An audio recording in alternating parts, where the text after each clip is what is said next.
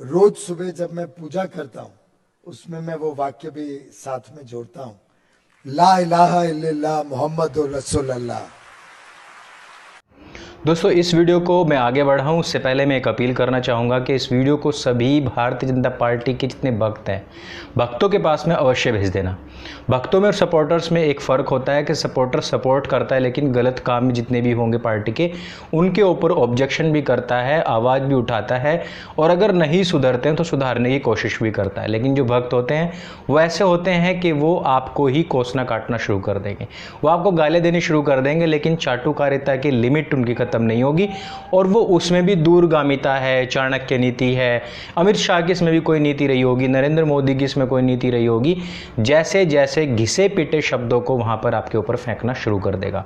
और आज का वीडियो खास है इसलिए क्योंकि भारतीय जनता पार्टी हिंदुओं केवल अपना टूल समझ रही है, और इस देश में भारतीय जनता पार्टी नहीं, उसका पूरा कैडर और आरएसएस जो जड़ों में काम करता है, जो कि एक वोट बैंक बनाने का काम करता है, उसके निचले दर्जे के जितने भी कैडर के लोग हैं और नेतृत्व करने वाले लोग हैं, वो कहीं ना कहीं हिंदुओं को मुसलमानों से फाड़ करके अपना वोट बैंक भरने की कोशिश कर रहे हैं।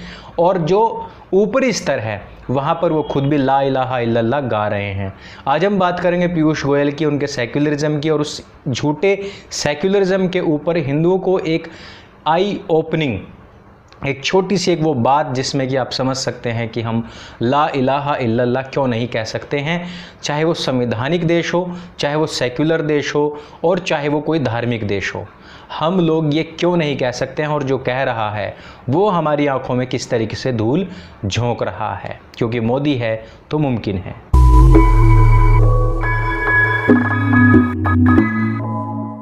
दोस्तों, पीयूष गोयल जी जो हमारे रेल मंत्री हैं, और उन्होंने रेल मंत्रालय में बहुत ही अच्छा काम करके दिखाया है।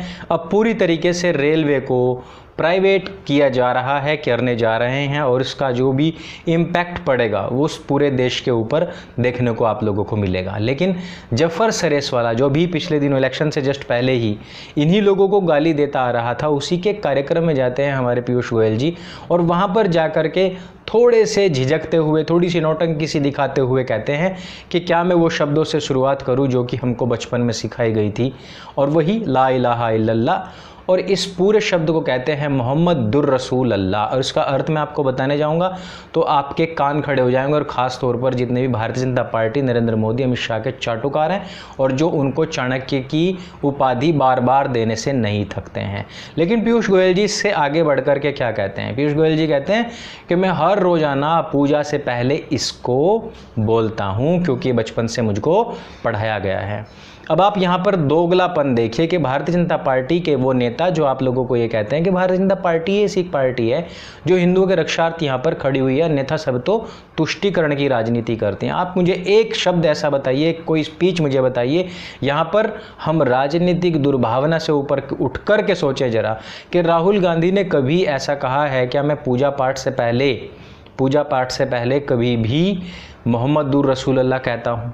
चलो ठीक है, वो पार्टी का अध्यक्ष है, लेकिन वो पार्टी का उपाध्यक्ष था तब बता दीजिए, तब उसने कभी कहा क्या? चलो ठीक है, सोनिया गांधी को बता दीजिए, चलो ठीक है, अखिलेश प्रताप सिंह को बता दीजिए, जिसने भी उसके, चाहे वो मनीष तिवारी ही क्यों ना हो, कोई भी ऐसा नेता जो हिंदू हो, जिनको कि आप लोग क्रिश्चियन भी कहते हैं कि वो तो प्रो क्रिश्चियन है, कोई कहता है कि वो क्रिप्टो क्रिश्चियन है, चाहे आप उसको कुछ भी कहें, और वो हो भी सकते हैं। मैं मानता हूँ कि कांग्रेस पार्टी एक देशद्रोही पार्टी है, मैं मानता हूँ कि उसका हर एक नेता भ्रष्टाचारी है, मैं मानता हूँ कि उन्होंने देश को लूटा है, स्विस बैंक में पैसा भरा है और इस देश को कंगाल बना दिया, नहीं तो आज ये देश सोने की चिड़िया नहीं बल्कि सोने का शेर होती। लेकिन आप मुझे कोई एक ऐसा स्पीच बताएं जिसमें कि वो कहते हो कि हम पूजा से पहले इस शब्द को बोलते हो, और अगर कोई व्यक्ति इस शब्द को जानता हो कि इसका अर्थ क्या है तो उसको कभी भी बोलेगा नहीं, और अगर वो इसको बोलता है तो उसको आगे पूजा करने का कोई अधिकार बचता ही नहीं। ला इलाहा इल्लल्लाह का अर्थ होता है नहीं है कोई भी माबूद उस अल्लाह के सिवा, यानी कि नहीं है कोई भी पूज्य उस अल्लाह के सिवा, उस अल्लाह के सिवा कोई है ही नहीं। मुहम्मदुर रसूल अल्लाह, यानी कि मोहम्मद ही उसका रसूल है, उसका संदेशवाहक है, यानी कि जो भी अल्लाह के विषय में बताएगा, जिसकी अल्लाह से डायरेक्ट कनेक्शन है, वो केवल और केवल मोहम्मद है। और पूरे दिन में 5 बार इसको अजान के तौर पर गाया भी जाता है। और इसके बाद में इसी बात को पुष्ट करने वाली एक और आयत है, वो है आयत संख्या 37-35। उसको भी हमारे पीयूष गोयल जी को, और ख़ास तौर पर हमारे हिंदू हृदय सम्राट और हिंदुओं के सबसे बड़े नेता, और 800 साल के बाद में भारतवर्ष के ऊपर पहला एक ऐसा राजा जो कि हिंदू है, ऐसा हमें कह देना चाहिए, क्योंकि कैडर में यही सब कुछ पढ़ाया जाता है, व्हाट्सएप यूनिवर्सिटी पे यही सब कुछ चलता है। उनको भी शायद ये पढ़ लेना चाहिए, जो आजकल बगल में कुरान दबा करके देश विदेश घूमते हैं और गीता जी के स्थान पर कुरान भेंट करते हैं और लोगों को सिखा रहे हैं कि हमको सबको कुरान पढ़नी चाहिए और मोहम्मद साहब के नक्शे कदम पर चलना चाहिए। उनको भी ये बात पढ़नी चाहिए और उनको जानना चाहिए कि आयत संख्या 35-37 में लिखा है, नहीं है कोई दूसरा पूज्य सिवाय अल्लाह के। अब जब कोई दूसरा पूज्य ही नहीं है, तो हमारे इन घंटाधारी मंत्री जी से कोई पूछ कर के मुझे ज़रा बताए कि तुम पूजा किसकी करते हो। जब तुमने पहले ही कह दिया कि मोहम्मद के अलावा कोई पूज्य नहीं है, जब तुमने पहले ही कह दिया कि अल्लाह के सिवाय कोई है ही नहीं, मान्य ही नहीं है, पूज्य ही नहीं है, और मोहम्मद के सिवाय उसका कोई नबी नहीं है, पैगंबर नहीं है, तो इस तरीके से तुम्हारे जो ईश्वर की जो अवधारणा है वो भी समाप्त होती है। और क्यों होती है वो मैं आगे बताऊंगा। और मोहम्मद उसके नबी हैं, पैगंबर हैं, संदेशवाहक हैं। तो जिनको तुम संदेशवाहक कहते हो, जिनकी तुम पूजा करने के लिए बैठते हो, चाहे राम हो, कृष्ण हो, बुद्ध हो, चाहे वो कल्कि हो, चाहे वो आपका मत्स्य अवतार हो, चाहे कच्छप अवतार हो, चाहे परशुराम हो, कोई भी हो, चाहे संदेशवाहकों में आप वैष्णो देवी को लेकर के आ जाइए, जिन्होंने भी धरती पर जन्म लिया है उनको संदेशवाहक ही कहते हैं, उनको परमात्मा नहीं कह सकते। इन सब संदेशवाहकों की आप पूजा कैसे करते हैं? और यदि आप उसके बाद में पूजा करना चाहते हैं, मान लें कि परमपिता परमेश्वर की, तो उनकी तो पूजा होती ही नहीं है।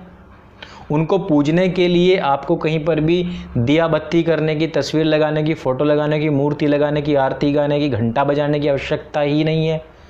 वो तो एक मेडिटेशन होता है, मेडिटेशन, ध्यान, योग, साधना, यहाँ से उस चीज़ की स्टार्टिंग होती है और उसके बाद में समाधि। उसके विषय में तो आपको घंटा पता नहीं होगा।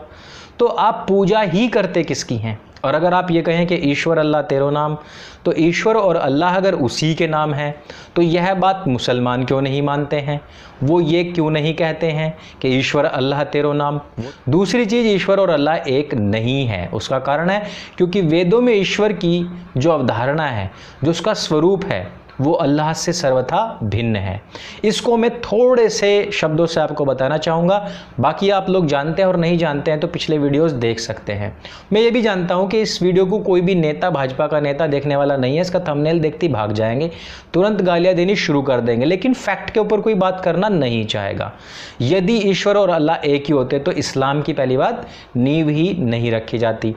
दूसरी चीज़, अगर वो एक ही होते तो या तो ईश्वर का सच्चा स्वरूप हमारे हिंदू भाइयों को भी पता होता जो आजकल पत्थरों में सिर मार रहे हैं, या फिर इस्लामिस्टों को पता होता कि इसका सच्चा स्वरूप क्या है, तो वो सोमनाथ मंदिर ना तोड़ते, वो रामलला का मंदिर ना तोड़ते। अगर उन्होंने रामलला का मंदिर तोड़ दिया है और ईश्वर और अल्लाह एक ही है और मोहम्मद ही उनका नबी है और रामकृष्ण का कोई अस्तित्व नहीं है, तो भारतीय जनता पार्टी आपका मंदिर कैसे बना के देगी जिसके लिए तुम उनको वोट दे रहे हो? और सबसे बड़ी बात कि अल्लाह जो है वो कर्मफल सिद्धांत के ऊपर कार्य ही नहीं करता है, जो कि ईश्वर का कार्य है। ईश्वर कभी भी किसी को कोई भी जन्म देगा, कोई भी कर्मफल देगा, तो वो उसके पूर्व के कर्मों के आधार पर देता है, लेकिन अल्लाह कभी ऐसा नहीं करते हैं। अल्लाह का एक अलग सिस्टम है। अल्लाह ये करते हैं कि उन्होंने पहली बार ही मनुष्य को बनाया है और मृत्यु के उपरांत वो सीधे जन्नत या जहन्नम के लिए, अनंत काल के लिए अब वो पूरी तरीके से कोल्ड स्टोरेज में चले जाएंगे। फिर एक दिन क़यामत आएगी और उस दिन उनका सबका फैसला होगा।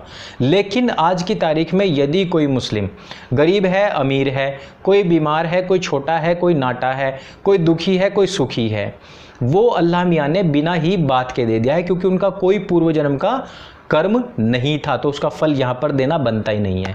अर्थात उनके जिसके मन में आया उसको नाटा छोटा बनाया, जिसको मन में आया उसको गरीब बनाया, जिसको मन में आया अमीर बनाया, किसी को खूबसूरत बनाया, किसी को काला कलूटा बनाया। मतलब वो माइंड का खेल है, दिमाग में आया तो बना दिया। उनका कोई पूर्व का ऐसा कर्म नहीं था जिसकी न्याय व्यवस्था के चलते ऐसा हुआ है, जबकि ईश्वर के साथ में ऐसा नहीं है। उनका कर्म फल सिद्धांत ही अलग है। दूसरी चीज़ के सनातन वैदिक धर्म में माना गया है कि 3 चीज़ें हैं। ईश्वर, जीव, प्रकृति, यहाँ पर किसी भी चीज़ को नहीं माना जाता है। वहाँ पर एक अल्लाह है और एक आप हैं। मनुष्यों के अलावा जितनी भी सब चीज़ें हैं वो मनुष्यों के भोग के लिए हैं, अर्थात वहाँ पर जीव जंतु को काट सकते हैं, उसका पाप नहीं लगेगा। जबकि आपके सनातन वैदिक धर्म में तो उसकी भी व्यवस्था है कि आपको पाप लगेगा। तो इस प्रकार से इस्लाम और सनातन बहुत सारी अलग अलग बातों में भी अलग हैं। वेदों में जहाँ पर पूरे ब्रह्मांड का संरचना का जिक्र आया है, छोटी छोटी बातों का भी जिक्र आया है, जिसको हम अगली वीडियो में आप लोगों के सामने लेकर के आने वाले हैं। वहीं पर कुरान में पृथ्वी, सूर्य और चंद्रमा के अलावा किसी अन्य ग्रह, नक्षत्र, तारों का जिक्र नहीं आया है। तारों का एक यहाँ पर जिक्र आया है जहाँ पर उनको बुर्ज कहा गया है कि वो हमने तुम्हारे लिए देखने के लिए बनाए हैं, इसके अलावा उसका कोई अस्तित्व नहीं बताया गया है। वो दूसरी बात है कि उन्होंने पृथ्वी से लेकर जन्नत तक की सैर कर ली थी, लेकिन उसके अलावा उनको कोई ग्रह नहीं दिखाई दिया था। सनातन में तो वैसा नहीं है। यहाँ पर आपका ज्वार भाटा क्यों आता है यह भी आपके वेद में बताया गया है। जो भी ग्रहण होता है वो क्यों होता है, पृथ्वी घूमती है, सूर्य भी अपने केंद्र पर घूमता है, ये भी बताया गया है। लेकिन इस्लाम तो उसको नहीं मानता है। आपके वेदों में बताया गया कि आपकी पृथ्वी गोल है, लेकिन वहाँ तो कहा गया चटाई की तरह बिछाई हुई है। तो किस प्रकार से केवल और केवल एक अल्लाह, जिसकी अवधारणा ही 1438 साल पहले रखी गई थी, उस अल्लाह को और सिर्फ मोहम्मद को ही आप मान्य कर करके किस तरह से आप मूर्ति पूजा कर सकते हैं। और पीयूष गोयल जी, सबसे बड़ी बात तो यह है कि इसी कुरान में मूर्ति पूजा को हराम बताया गया और मुशरिकों को और काफिरों को तो वाजिबुल कत्ल बताया गया है। तो आप इस तरीके की बात कैसे कर सकते हैं बीच सरेराह खड़े होकर के, और वो भी खास तौर पर जबकि आप हिंदू हृदय सम्राट पार्टी के नेता हों, जबकि एक आप जिम्मेदार संघी हों, तब भी आप ऐसा कार्य कैसे कर सकते हैं। दोस्तों, एक्चुअली मैं आपको बताना चाहता हूं कि ये लोग हैं नेतागण, और इन नेताओं का सबसे बड़ा मित्र होता है इनका वोट बैंक। और सबको पता है कि मुसलमान की तुम थोड़ी सी बड़ाई कर दो तो वो तुम्हारे पास आ जाएगा, तुम्हारी सेवा में खड़ा हो जाएगा, और यही कार्य हमसे नहीं होता है। हम मुसलमानों के बारे में भी जो बात है, पिछले दिनों मैंने एक वीडियो बनाया था अजमेर दरगाह के ऊपर कि भाई पिछले दिनों यानी कि 90s में इनके ऊपर एक बहुत बड़ा आरोप लगा था। सारे मुसलमान एक हो गए और उन्होंने कहा कि तू झूठ बोल रहा है। अगर इतनी बात मेरे कमेंट पे लिख रहे हो, वही बात अगर तुम गूगल पे लिख देते तो तुमको पूरी सच्चाई पता लग जाती। लेकिन आपको भी पता है कि बहुत सारे ढक्कन स्टेनलेस स्टील के डबल लॉक वाले ऐसे रोड साइड मोमिन्स हैं जो हमारे खिलाफ बोलते हैं, लेकिन कभी भी उनके अंदर इतनी कुव्वत नहीं है, इतनी हिम्मत नहीं है कि वो लोग उन्हीं के ही खुद के मुस्लिम उनके खिलाफ बोल रहे हैं, कुरान के खिलाफ बोल रहे हैं, मोहम्मद साहब के खिलाफ बोल रहे हैं, उनके जितने भी पूजा स्थल है उनके खिलाफ बोल रहे हैं, लेकिन इन रोड साइड मोमिन्स की इतनी हिम्मत नहीं होती है कि उनके खिलाफ जा करके बोल सकें। दोस्तों, हम सपोर्टर हैं, लेकिन किसी के भक्त नहीं है, किसी के चाटुकार नहीं है। अगर हिंदुओं में भी किसी प्रकार का कोई अंधविश्वास होता है तो हम उसका प्रखर रूप से विरोध करते हैं। अगर भारतीय जनता पार्टी के लोग हिंदुओं को ठगने का कार्य करेंगे तो हम उसका पुरजोर विरोध करेंगे। और ये लोग भारतीय जनता पार्टी को, कांग्रेस को, सपा या बसपा कोई भी हो, हिंदुओं की कोई पार्टी नहीं है। इस बात को अपने मन से निकाल दीजिए कि कोई हिंदू की पार्टी है। नरेंद्र मोदी कोई हिंदू हृदय सम्राट नहीं है, वो एक सेक्युलर देश का सेक्युलर नेता है। और यहाँ तक कि इनके जितने नेतागण हैं वो भी सेक्युलर नहीं है, वो धीरे धीरे अब प्रो मुस्लिम बनते जा रहे हैं। दोस्तों, सावरकर जी ने बहुत समय पहले कहा था कि कांग्रेस तो हो जाएगी समाप्त और समाप्त होकर के बन जाएगी मुस्लिम लीग। लेकिन ये जो अब जनसंघ खड़ा हो रहा है, यानी कि जो आज की तारीख में भारतीय जनता पार्टी, ये कांग्रेस बन जाएगी और राष्ट्रवादी अन्य शक्तियां आएंगी जो फिर देश को आगे बढ़ करके, आगे चल करके संभालेंगी। और दोस्तों, अभी तक तो ऐसा कुछ होता दिख नहीं रहा है, लेकिन हाँ, अभी से इंडिकेशंस ये आनी शुरू हो गई हैं। अभी से हमको ये दिखना शुरू हो गया है कि भारतीय जनता पार्टी अब निकट भविष्य में एक महासेक्युलर और मुस्लिमों का तुष्टीकरण करने वाली, हिंदुओं को धोखा देने वाली कांग्रेस पार्टी से भी ज़्यादा गिरी हुई पार्टी बनने वाली है। और जो कि हमारे हिंदू हृदय सम्राट, हिंदुओं के सबसे बड़े नेता, 800 साल के बाद में पहले प्रथम राजा जिन्होंने दिल्ली के ऊपर शासन किया, हिंदू राजा नरेंद्र मोदी जी की अगुवाई में ही ये कार्य होने वाला है।